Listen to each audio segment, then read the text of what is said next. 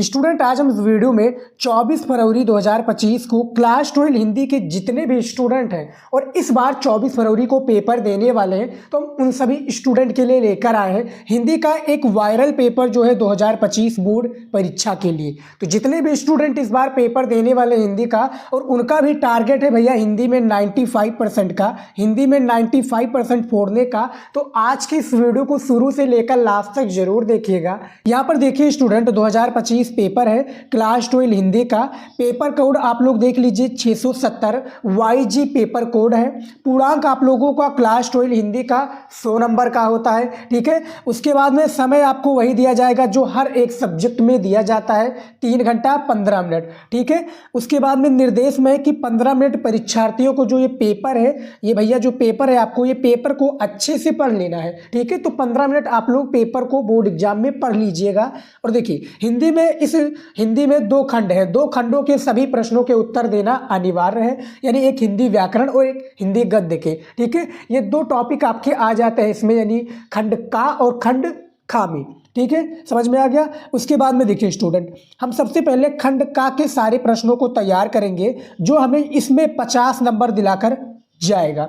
फिलहाल चलते हैं और इस पेपर को पूरा सॉल्व करके बताते हैं। यहाँ पर देखिए स्टूडेंट सबसे पहला जो क्वेश्चन दिया हुआ है स्क्रीन पर आप देख सकते हैं 1 नंबर का, राजा भोज का सपना के लेखक कौन है। स्टूडेंट आप लोगों को बताना है जो राजा भोज के सपना के लेखक हैं। ऑप्शंस आप देख सकते हैं यहाँ पर स्क्रीन पर 4 ऑप्शंस दिए हुए हैं, इनमें से आपका राइट आंसर हो जाएगा शिव प्रसाद सितारे हिंद, इसके करेक्ट आंसर हो जाएंगे। यानी पहले नंबर का क्वेश्चन का पहला ऑप्शन शिव प्रसाद सितारे हिंद बिल्कुल राइट आंसर है, ठीक है। अगला क्वेश्चन देखिए यहाँ पर खा नंबर, देखिए खा नंबर क्वेश्चन पूछा गया है कि बालकृष्ण भट्ट द्वारा संपादित पत्रिका किसकी है। तो जो बालकृष्ण भट्ट द्वारा जो संपादित पत्रिका है स्टूडेंट वो हिंदी प्रदीप है। देखिए स्टूडेंट 5 आपके गद्य क्वेश्चन पूछे जाते हैं, ठीक है, जो गद्य यानी लेखक से रिलेटेड होते हैं, समझ में आ गया। और 5 आपके पद्य क्वेश्चन पूछे जाएंगे जो आपका सेकंड में आएगा, यानी प्रश्नोत्तर नंबर 2 में, ठीक है। तो यहाँ पर देखिए अगला क्वेश्चन गा नंबर कि जयशंकर प्रसाद की कृति कौन सी है। तो जयशंकर प्रसाद की जो कृति है स्टूडेंट, तो इनमें से ध्रुव स्वामिनी हो जाएगा, यानी गा नंबर का 3rd वाला ऑप्शन ध्रुव स्वामिनी करेक्ट आंसर है। हमने ज़्यादा से ज़्यादा अपने चैनल पर ऑब्जेक्टिव क्वेश्चन भी तैयार कराया है, तो आप लोग जाकर वो वीडियोज भी देखिए, ठीक है। और अपने ऑब्जेक्टिव क्वेश्चन को जो 10 नंबर का आता है उसको तैयार कर लीजिए। यहाँ पर देखिए अगला क्वेश्चन घ नंबर में कि भारतीय अर्थनीति का अवमूल्यन पुस्तक के लेखक कौन है, ठीक है, इसके बारे में बताना है। तो ऑप्शंस आप देख सकते हैं 4 विकल्प दिए हुए हैं, 4 ऑप्शंस दिए हुए हैं और ऐसे ही पेपर में 100% आएगा, मैं गारंटी लेता हूँ स्टूडेंट। 24 फरवरी 2025 के बोर्ड एग्जाम में ऐसे ही क्वेश्चंस आपको देखने को मिल जाएगा, ठीक है। तो भारतीय अर्थनीति का अवमूल्यन पुस्तक के जो लेखक है वो है पंडित दीनदयाल उपाध्याय जी, ठीक है। आपके पंडित दीनदयाल उपाध्याय जी राइट आंसर हो जाएंगे।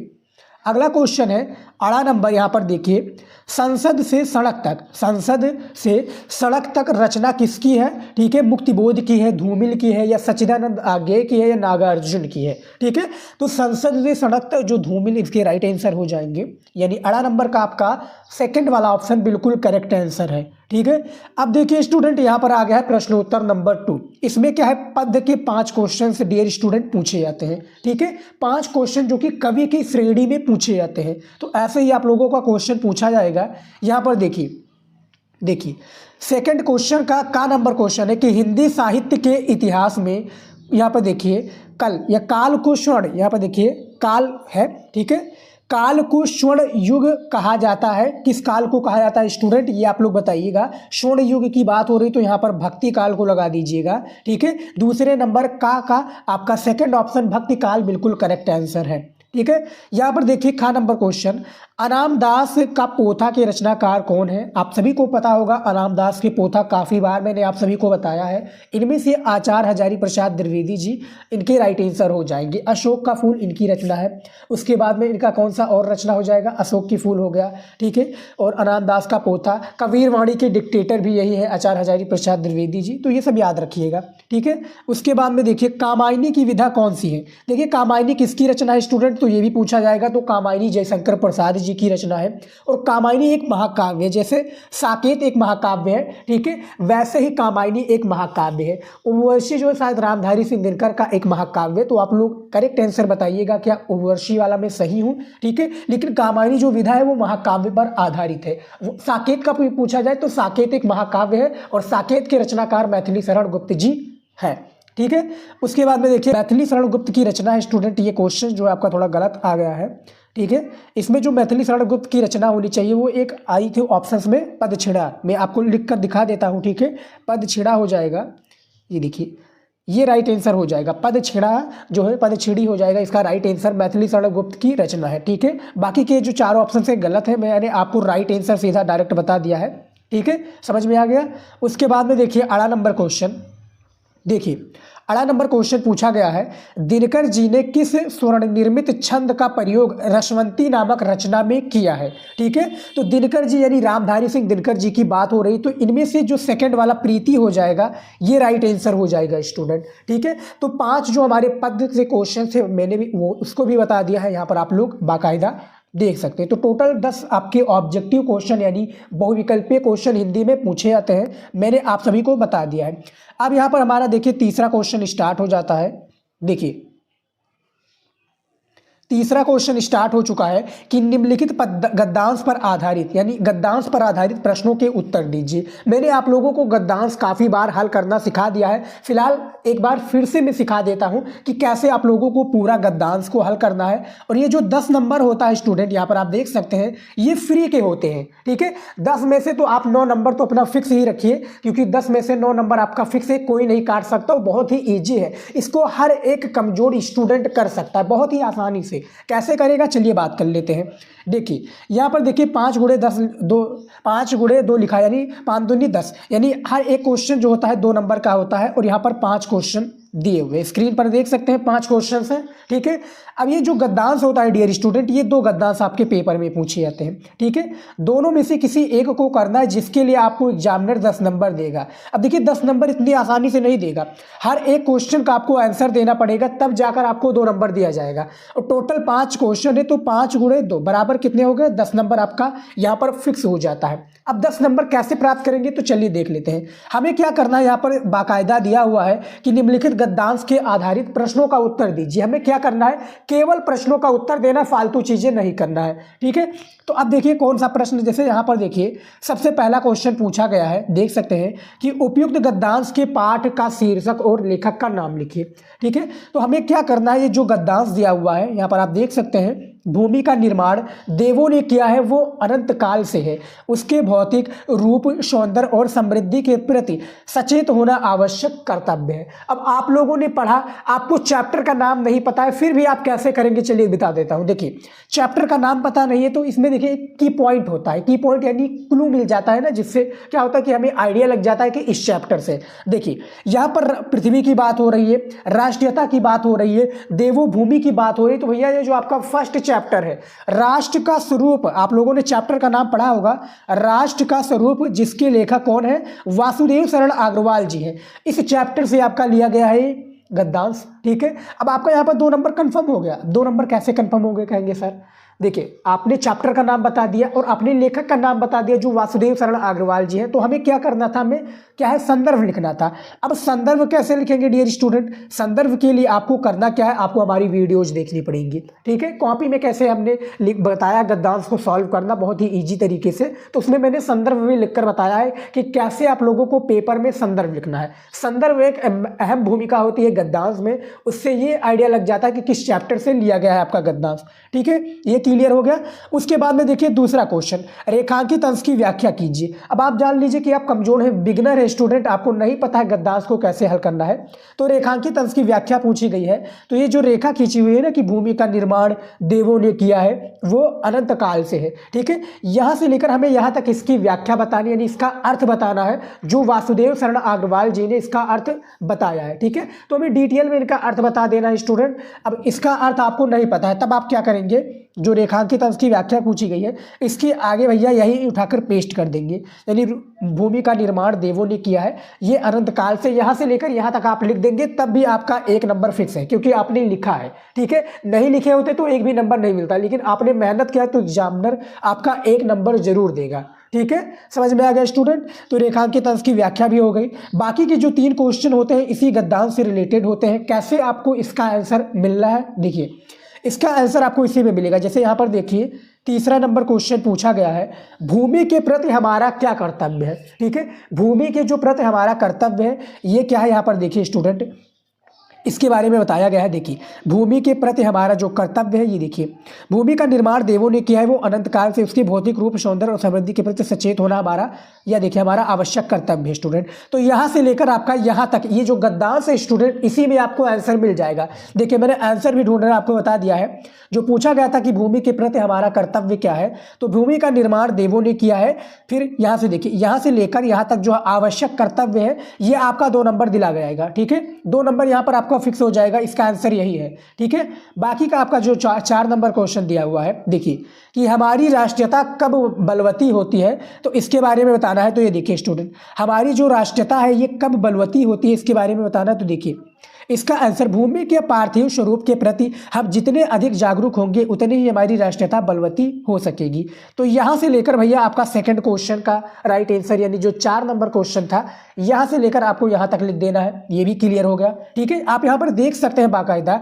और देखिए पृथ्वी के बारे में क्या जानना चाहिए। ठीक है, तो पृथ्वी के बारे में हमें क्या जानना चाहिए, इसके बारे में यहाँ पर बात हो रही है। ठीक है, तो ये देखिए ये यहाँ पर देखिए, इसलिए पृथ्वी के भौतिक स्वरूप की अद्योपांत जानकारी प्राप्त करना, उसकी सुंदरता, उपयोगिता और महिमा को पहचानना आवश्यक धर्म है। तो यहाँ से लेकर भैया यहाँ तक पेस्ट कर दीजिए। बाकी का आपका जो 5 क्वेश्चन था वो मैंने बता दिया। ठीक है, और 5 क्वेश्चन का आंसर भी दिखा दिया है बिना पढ़े। आपको नहीं आइडिया है कि किस चैप्टर से लिया गया है या रेखांकित अंश की व्याख्या कैसे करें, बाकी का सारा आपको क्वेश्चन का आंसर इसी गद्यांश में देखने को मिल जाएगा। ठीक है, बहुत ही इंपॉर्टेंट ट्रिक है स्टूडेंट, ऐसे हर एक स्टूडेंट फॉलो करते हैं और इसका आंसर आपको इसी गद्यांश में देखने को मिल जाता है। ठीक है, इतना आपको समझ में आ गया।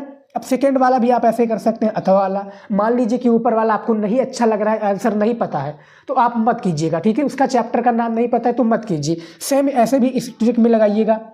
जैसे यहाँ पर देखिए, जो कुछ भी हम इस संसार में देखते हैं वो ऊर्जा का ही क्या है, स्वरूप है। अब आप लोगों ने जो चैप्टर का नाम है हम और हमारा आदर्श, क्या नाम है, हम और हमारा आदर्श, आप लोगों ने चैप्टर का नाम पढ़ा होगा। इसके लेखक के बारे में भी आप जानते होंगे, जो कि है कौन, डॉक्टर APJ अब्दुल कलाम। अब यहाँ पर भी टोटल स्टूडेंट 5 क्वेश्चन पूछे जाते हैं। ठीक है, स्क्रीन पर आप देख सकते हैं 5 क्वेश्चन है और हर एक क्वेश्चन का आंसर देने पर आपको 2 नंबर एग्जामिनर देगा। सेम प्रोसेस है, कोई भी इशू नहीं है, सेम प्रोसेस है, दोनों में से किसी एक को करना है।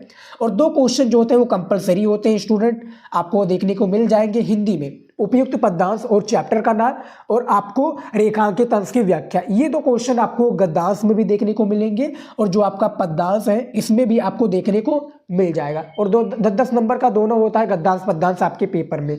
ठीक है, बाकी का जो 3 क्वेश्चन है गद्यांश में, इसका आंसर आपको इसी में मिल जाएगा। ठीक है, आप लोग आराम से ढूंढ लीजिए स्टूडेंट, और इसको सॉल्व करके आप लोग हमें बताइए कि सर मैंने जो सेकंड वाला था अथवा वाला वो मैंने बहुत ही आसानी से सॉल्व कर दिया है। ठीक है, नीचे हमें कमेंट में बताइए, बहुत ईजी तरीका बताया है। और अब भी नहीं सॉल्व कर पाते हैं स्टूडेंट, तो बहुत बुरी बात है आप सभी के लिए, क्योंकि अब तैयारी के का टाइम कम बचा है और अच्छे से तैयारी करना। हिंदी एक ऐसा सब्जेक्ट है जिसमें आप अच्छा नंबर ला सकते हैं। ठीक है, तो अच्छे नंबर के लिए आपको तैयारी भी करनी पड़ेगी। हिंदी को हल्के में मत लीजिएगा, अपने आप में एक ठोस सब्जेक्ट है, मजबूत सब्जेक्ट है। ठीक है, समझ में आ गया। तो ये हमारा जो गद्यांश था वो मैंने आपको बता दिया है। अब चलिए देख लेते हैं अगला क्वेश्चन। देखिए अगला क्वेश्चन है 4 नंबर कि निम्नलिखित पद्यांशों पर आधारित प्रश्नों का उत्तर लिखिए। ठीक है, पद्यांश इसमें भी दिए हुए हैं और सेम प्रोसेस इसमें स्टूडेंट 2 पद्यांश आपके पेपर में पूछे जाते हैं। 2 पद्यांश में से किसी एक पद्यांश को करना है और यहाँ पर भी आपको 10 नंबर दिया जाएगा। 10 नंबर वही सेम प्रोसेस है जैसा मैंने बताया। 5 क्वेश्चन इसमें भी होते हैं, यहाँ पर आप देख सकते हैं।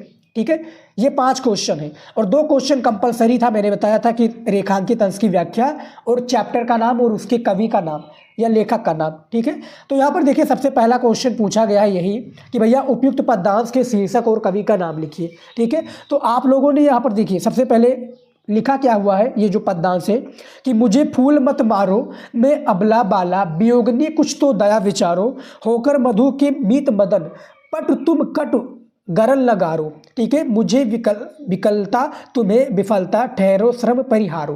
ठीक है, अब आप लोगों ने इसको पढ़ा, अब आप लोगों ने चैप्टर को पढ़ा होगा जो कि गीत है।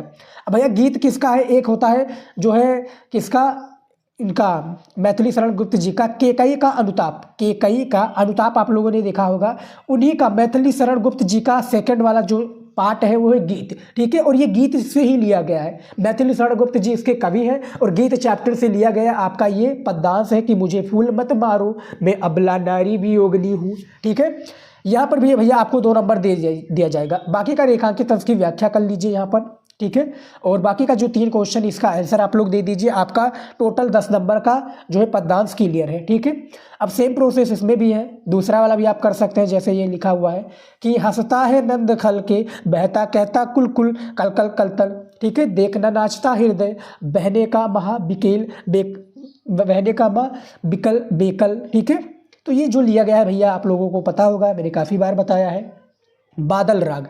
ठीक है, अब भैया बादल राग किसका है बताइएगा नीचे कमेंट में, क्या इसके सूर्यकांत त्रिपाठी निराला जी इसके जो है कवि हैं, कमेंट में जरूर बताइएगा। जी हाँ स्टूडेंट, सूर्यकांत त्रिपाठी निराला बादल राग जो है इनका एक, ठीक है, शीर्षक है, चैप्टर का नाम है।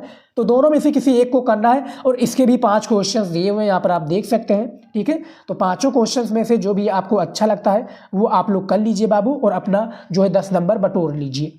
ठीक है, 10 नंबर आपको कैसे मिलेगा, और पद्यांश और गद्यांश को हल करने का सबसे मैंने बेहतरीन तरीका बताया, कॉपी में कैसे लिखना है, तो वो वीडियो जरूर देख लीजिएगा। नहीं तो आप लोग सर्च कर सकते हैं, नहीं तो आप लोग हिंदी का जो मेरा प्लेलिस्ट है उसमें भी जाकर आप लोग चेकआउट कर सकते हैं। और 2 यानी 20 नंबर तो आपको गद्यांश पद्यांश में उसमें मैंने बहुत ही ईजी तरीके से बताया है कि आपको मिल जाएगा। ठीक है, एक नंबर छोड़िए मत, चाहे 1 नंबर हो उसको भी लीजिए, क्योंकि एक नंबर आपके पेपर के लिए मोस्ट इंपॉर्टेंट होता है। और आपको 24 फरवरी 2025 को एग्जाम है, तो उसमें आपको तैयारी बहुत ही अच्छे से करनी पड़ेगी। ठीक है, अब यहाँ पर देखिए स्टूडेंट 5 नंबर क्वेश्चंस पूछे गए हैं, ऐसे ही पूछे जाएंगे पेपर में। देखिए 5 नंबर का नंबर क्वेश्चन कि निम्नलिखित में से किसी एक लेखक का जीवन परिचय देते हुए उनकी साहित्यिक विशेषताओं पर प्रकाश डालिए। ठीक है, निम्नलिखित में से किसी एक लेखक का आपको जीवन परिचय देना है। ठीक है, अधिकतम शब्द सीमा क्या है, 80 शब्दों में आपको जीवन परिचय को लिखना है, और 5 नंबर दिया जाएगा एग्जामिनर की तरफ से। ठीक है, 3 नंबर दिया जाएगा जीवन परिचय के लिए, और जो 2 नंबर दिया जाएगा डियर स्टूडेंट, ये किस लिए दिया जाएगा, आपकी जो साहित्यिक विशेषताएं हैं इनके लिए। ठीक है, अब देखिए 24 फरवरी 2025 को आपका एग्जाम है, तो कौन सा आपका जीवन परिचय आएगा लेखक में, मैं गारंटी लेता हूं यदि आप तैयार करके जाते हैं तो इससे बाहर आपको नहीं देखने को मिलेगा। ये वायरल पेपर है और लीक पेपर है, इसको आप लोग शेयर कीजिए ज़्यादा से ज़्यादा, कम से कम 2 लोगों के पास जरूर शेयर कीजिए जो 24 फरवरी को पेपर देने वाले हैं और आपके दोस्त हैं। ठीक है, और चैनल पर नए तो सब्सक्राइब कर लीजिए स्टूडेंट, हम इसी तरीके से आपके लिए वायरल पेपर लेकर आते रहेंगे और आपकी तैयारी बेहतरीन कराते रहेंगे हर एक सब्जेक्ट की। ठीक है, तो देखिए लेखक में आपके डॉक्टर वासुदेव शरण अग्रवाल जी, 24 फरवरी को ये कन्फर्म है। सेकंड पर है पंडित दीनदयाल उपाध्याय जी, ये भी कन्फर्म है, और थर्ड पर है डॉक्टर APJ अब्दुल कलाम जी। ठीक है, तीनों में से तैयार कर लेते हैं। मान लीजिए कि भैया 2 नहीं आता तो एक तो आएगा, वही आपका 5 नंबर दिलाकर चला जाएगा, क्योंकि इसमें आपको देख सकते हैं कि लिखा हुआ है कि किसी एक लेखक का जीवन परिचय देना है। ठीक है, तो क्लियर हो गया। तो तीनों में से मैं गारंटी लेता हूं कि तैयार कर लोगे तो एक ना एक तो जरूर फंसेगा, नहीं तो तीनों भी आ सकता है, कोई इशू नहीं है। ठीक है, तैयार कर लीजिएगा। उसके बाद में देखिए यहाँ पर खा नंबर में कि निम्नलिखित में से किसी एक कवि का जीवन परिचय देते हुए उनकी कृतियों पर प्रकाश डालिए। ठीक है, उनकी क्या करना है, कृतियों पर प्रकाश डालना है। अधिकतम शब्द सीमा कितने हैं, 80 शब्दों है।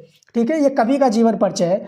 अब देखिए इस बार 24 फरवरी को आपके जयशंकर प्रसाद जी आने वाले हैं, कंफर्म है। सेकंड पर महादेवी वर्मा जी, ये भी कंफर्म है। और थर्ड पर सच्चिदानंद हीरानंद वातसेन आगे, ये भी भैया कंफर्म है, लिख लीजिए। 100% मैं गारंटी लेता हूँ, नहीं आएगा फिर आप लोग कमेंट में जाकर बोल देना। ठीक है, कुछ भी लिख देना, लेकिन ये तैयार कर लेना। वायरल पेपर है, मैं बता रहा हूँ बार बार, इसमें बताए गए जितने भी क्वेश्चन है अभी से तैयार कर लोगे तो आपका 95% का जो टारगेट है हिंदी में आप जरूर लेकर आओगे। हर एक स्टूडेंट लेकर आएंगे 95%। ठीक है, सेम प्रोसेस है, 5 नंबर इसमें भी आपको दिया जाएगा। उसके बाद में देखिए यहाँ पर 6 नंबर में, देखिए 6 नंबर में है कि कहानी कला के आधार पर बहादुर कहानी का सारांश लिखिए। ठीक है, आपको सारांश यानी इसका पूरा व्याख्या कर देना है, सारांश।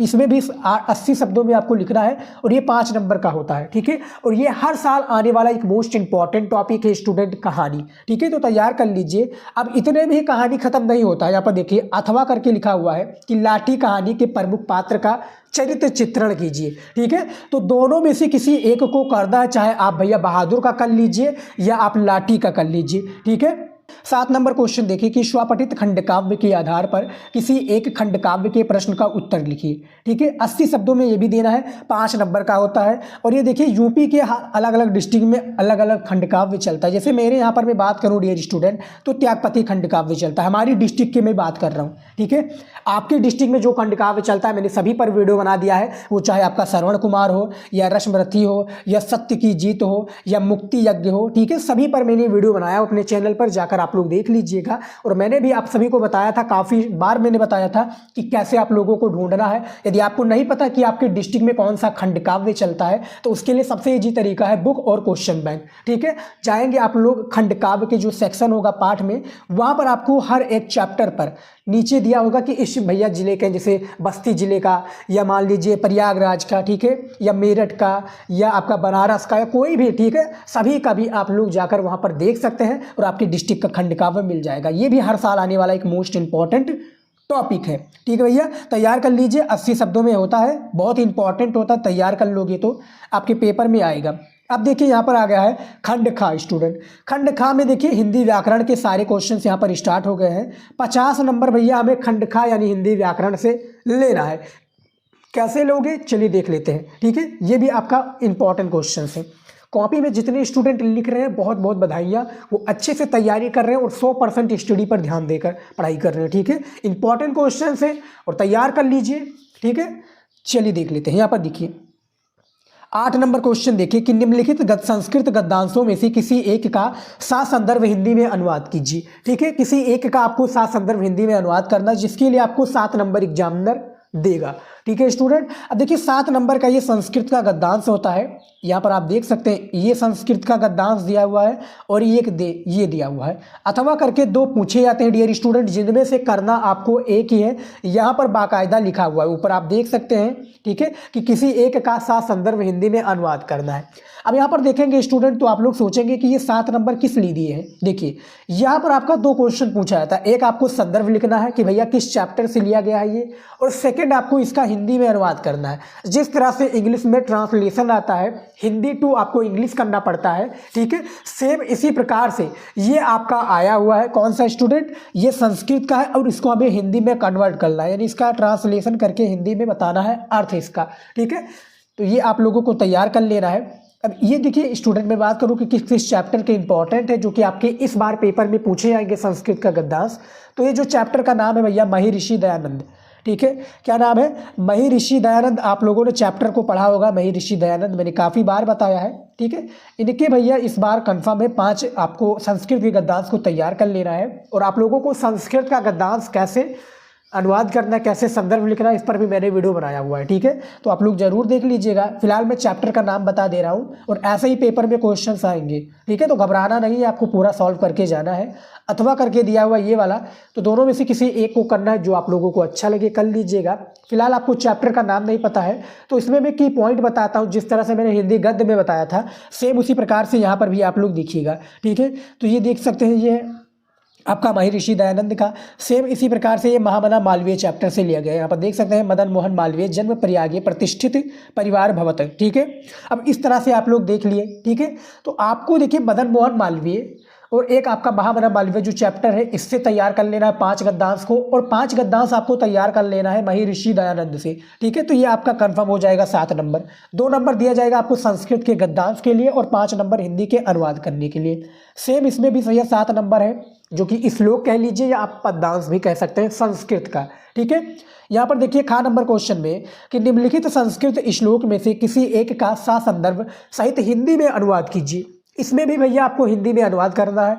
श्लोक है, ठीक है, 2 श्लोक दिए हुए यहाँ पर आप स्क्रीन पर देख सकते हैं। ठीक है, ये देखिए, एक ये है आपका और एक ये है, तो दोनों में से किसी एक का आपको संदर्भ लिखना है कि भैया किस चैप्टर से लिया गया है। जैसा कि इसके चैप्टर का नाम भैया कौन सा हो जाएगा, सुभाषित रत्नान, क्योंकि भैया हर साल आपको एक ना एक सुभाषित रत्नान जो श्लोक है क्लास 12 हिंदी में चैप्टर है, इससे आपको एक ना एक आपको पेपर में श्लोक देखने को मिल जाएगा। तो इसके सभी श्लोकों को आपको पढ़ लेना है सुभाषित रत्नान की। ठीक है, दूसरा है भैया दूत वाक्यम, जो कि यहाँ पर देख सकते हैं कि अनुभूत महादुख संपूर्ण समया साचा। ठीक है। इसके बारे में भैया दूत वाक्यम चैप्टर से लिया गया है, तो दोनों में से किसी एक को पेपर में करना है। लेकिन फिलहाल आप सभी क्वेश्चंस को तैयार कर लीजिए, एक भी क्वेश्चंस को छोड़िए मत, ठीक है, क्योंकि 7 नंबर आपको ईजी नहीं होगा, 7 नंबर पाने के लिए बहुत ही मकसद और बहुत ही मेहनत करना पड़ेगा, ठीक है। तो यहाँ पर आप देख सकते हैं 7 नंबर आपको मिलेगा। श्लोक और संस्कृत का जो गद्यांश है कैसे सॉल्व करना है, इस पर मैंने ऑलरेडी वीडियो बनाया हुआ है, आप लोग जाकर देख सकते हैं वो वीडियो, ठीक है।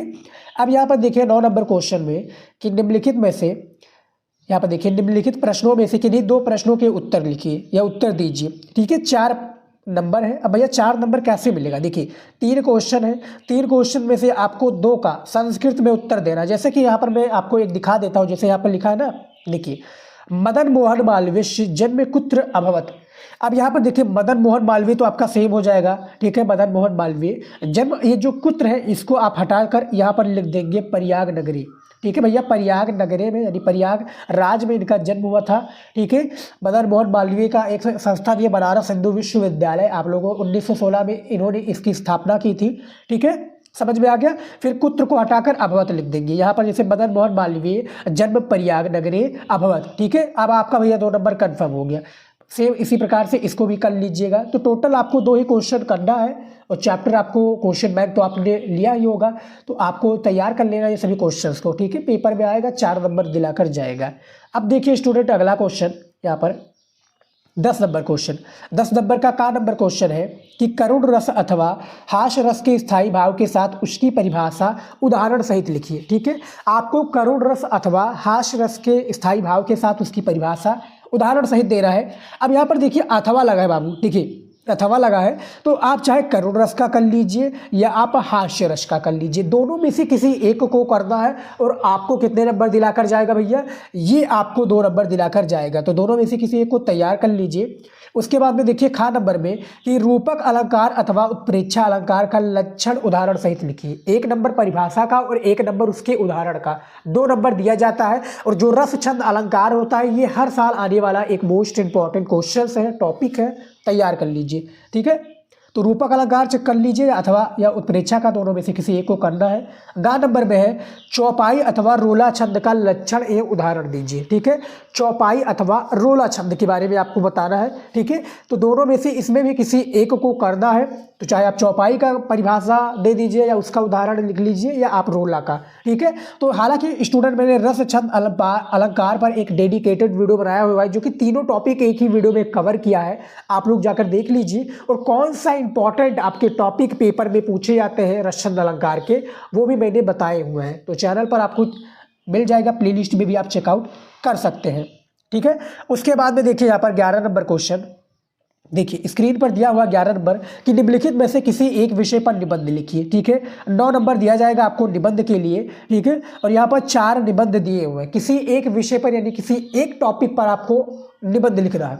कौन कौन से टॉपिक है, देखिए सबसे पहला है राष्ट्रीय एकता आज की अनिवार्य आवश्यकता, सेकेंड है आपका पर्यावरण प्रदूषण की समस्या और समाधान, तीसरा आपका विज्ञान वरदान है या अभिशाप, और चौथा है आपका वन संरक्षण का महत्व। डिटेल में इन सभी टॉपिक पर 250 शब्दों में आप लोगों को निबंध लिखना है, सभी का वीडियो चैनल पर मिल जाएगा, ठीक है। स्टूडेंट तैयार जरूर कर लीजिए, अच्छे नंबर ले आने हैं तो। उसके बाद में देखिए यहाँ पर 12 नंबर का नंबर क्वेश्चन दिया हुआ है कि तच्चोर का संधि विच्छेद है। देखिए 12 नंबर का पहला क्वेश्चन है कि तच्चोर का संधि विच्छेद क्या हो जाएगा, तो इनमें से गा वाला हो जाएगा, तत् प्लस चोर हो जाएगा इसका राइट आंसर, ठीक है स्टूडेंट। उसके बाद में देखिए सेकंड क्वेश्चन कि पो धन अका की संधि विच्छेद क्या हो जाएगी, तो इनमें से खा वाला हो जाएगा, पावक हो जाएगा इसका सही संधि विच्छेद, पो धन अका की सही जो है संधि विच्छेद पूछा गया है। अगला क्वेश्चन है यहाँ पर 3 नंबर कि राम से चलते में संधि जो होगा कौन सा संधि होगा, तो ये आपका विसर्ग संधि होगा, यानी आपका तीसरे नंबर का गा विकल्प राइट आंसर हो जाएगा स्टूडेंट। और ऐसे ही आप लोगों को जो मैंने संधि विच्छेद के बारे में बताया है 5 टॉपिक आपके इसी रिलेटेड पूछा जाता है, चैनल पर मिल जाएगा, जो कि रस छंद, जो आपका रस छंद नहीं, आपका संधि विच्छेद, समास, विभक्ति, प्रत्यय और पत्र लेखन पर ये 5 टॉपिक मैंने एक ही वीडियो में कवर किया है। जो जो इंपॉर्टेंट है आपके क्वेश्चंस में संधि आता है, प्रत्यय आता है, ये 2-2 नंबर, 1-1 नंबर, 3-3 नंबर का होता है, तो इसको भी तैयार करना उतना ही इंपॉर्टेंट है स्टूडेंट जिस तरह से दाल में नमक का इंपॉर्टेंस होता है, ठीक है। तो इसको भी तैयार कर लीजिए। अब यहाँ पर देखिए खा नंबर क्वेश्चन, देखिए खा नंबर का पहला नंबर क्वेश्चन है कि नीलस्व में समास है, तो नीलस्व में जो कौन सा समास है स्टूडेंट, तो वो आपका हो जाएगा कर्मधारय समास, यानी खा नंबर का पहले का खा राइट आंसर हो जाएगा। अगला क्वेश्चन है सेकंड वाला, यहाँ पे देखिए यथोचितम में समास है, तो यथोचितम में जो समास हो जाएगा वो आपका अव्यय भाव समास हो जाएगा। ठीक है, कौन सा समास, अव्यय भाव समास। देखिए आपके पेपर में समास के रिलेटेड में बात करूं तो आपका कर्मधारण और अव्यय भाव एक अहम रोल होता है, और ज़्यादातर यही कर्मधारण और अव्यय भाव ही होते हैं जब आपके बहुविकल्पीय के रूप में पूछा जाएगा। एक और होता है समास विग्रह करना, यानी हमें समास के साथ में विग्रह करके उसका नाम भी लिखना कि किस समास से लिया गया, चाहे वो अव्यय भाव हो, द्वंद्व हो, बहुब्रीहि हो, ठीक है, या तत्पुरुष हो, कोई भी समास हो सकता है। तो वो वीडियो भी मैंने बनाया हुआ है स्टूडेंट, और आपको क्वेश्चन बैंक में भी देखने को मिल जाएगा। ठीक है, अब यहाँ पर देखिए 13 नंबर का नंबर क्वेश्चन, इसमें दिया हुआ है कि भूत शब्द में प्रत्यय है, तो 13 का पहला क्वेश्चन है कि भूत शब्द में जो प्रत्यय है वो कौन सा हो जाएगा, तो उसमें से आपका भैया कत हो जाएगा, का वाला राइट आंसर हो जाएगा। अगला है सेकंड वाला क्वेश्चन कि पठनीय में प्रत्यय कौन सा हो जाएगा, तो आपका अनियर हो जाएगा, जो कि खा विकल्प राइट आंसर हो जाएगा। ठीक है, तो आपका संधि 3 नंबर का पूछा था, एक नंबर का 3 क्वेश्चन, 3 नंबर हो जाता है। समास आपका 2 नंबर का ऑब्जेक्टिव की तरह, और प्रत्यय भी 2 क्वेश्चन होता है, एक नंबर का। तो इसको तैयार कर लेना है आपको, और ऐसे ही पेपर में आपको देखने को मिल जाएगा स्टूडेंट। मैं बार बार कह रहा हूँ और अभी भी कह रहा हूँ, चैनल से जुड़ जाइए, अभी नहीं जुड़े हैं। मैं पूर्ण रूप से हर एक सब्जेक्ट की तैयारी कराऊंगा, और आपके कोई भी बोर्ड एग्जाम से रिलेटेड डाउट है तो आप लोग नीचे इंस्टाग्राम की आईडी दी हुई है, वहाँ पर आपका हमें फॉलो कर लीजिए, मैसेज कीजिए, मैं आपके डाउट को क्लियर करने की पूरी कोशिश करूंगा। ठीक है, अब यहाँ पर देखिए खा नंबर क्वेश्चन दिया हुआ है कि रेखांकित पदों में से किसी एक पद में विभक्ति तथा संबंधित नियम का उल्लेख कीजिए। ठीक है, 2 नंबर यहाँ पर दिया जाएगा, 3 दिए हुए हैं। ठीक है, हमें क्या करना है, विभक्ति को बताना है। जैसे यहाँ पर देखिए यह बालिका, ठीक है, खज्जा अस्त, यानी ये बालिका पैर से लंगड़ी है। ठीक है, ये बालिका क्या है, पैर से लंगड़ी है, पहला क्वेश्चन। इसकी जो विभक्ति है वो कौन सा, तृतीय विभक्ति है। ठीक है, कौन सा विभक्ति है, तृतीय। समझ में आ गया। इसका जो सूत्र हो जाएगा येड़ा विकारे। ठीक है, क्या हो जाएगा, येड़ा विकारे आपका ये सूत्र हो जाएगा। आप लोगों ने देखा होगा, एक होता है अभिता परता समय निक्सा हा प्रतियोगी, जो कि द्वितीय विभक्ति होती है, ये आपका सेकंड वाला है। ठीक है, इसमें क्या होता है, ये बालिका बादेन खज, यानी ये बालिका पेड़ से लग रही है भैया, तो इसको बारे में भी हमने वीडियो बनाया हुआ, देख लीजिएगा। ये सभी क्वेश्चंस आपको तैयार कर लेना है। ठीक है, यहाँ पर देखिए 14 नंबर क्वेश्चन कि निम्नलिखित में से किसी एक पत्र का प्रारूप के साथ उदाहरण दीजिए, यानी किसी एक टॉपिक पर पत्र लिखना है। 8 नंबर का भैया आपके हिंदी साहित्यिक में पत्र पूछा जाता है। अब यहाँ पर देखिए किसी विद्यालय के प्रबंधक के नाम हिंदी प्रवक्ता पद हेतु अपनी नियुक्ति के लिए आवेदन पत्र लिखिए। अथवा करके है कि तेजस्वी अपना मित्र है और उसने नेशनल स्तर पर ऊंची कूद में स्वर्ण पदक प्राप्त कर देश का नाम रोशन किया, उसे बधाई देते हुए एक पत्र लिखिए। या आप दोनों में से किसी एक को करना है भैया। आपको पत्र कैसे लिखना है वीडियो चैनल पर मिल जाएगा, यही तो डिस्क्रिप्शन में भी मैं दे दूंगा। ठीक है, तो ये फिलहाल आप देख सकते हैं स्टूडेंट, ये मैंने पूरा पेपर सॉल्व करके बता दिया है।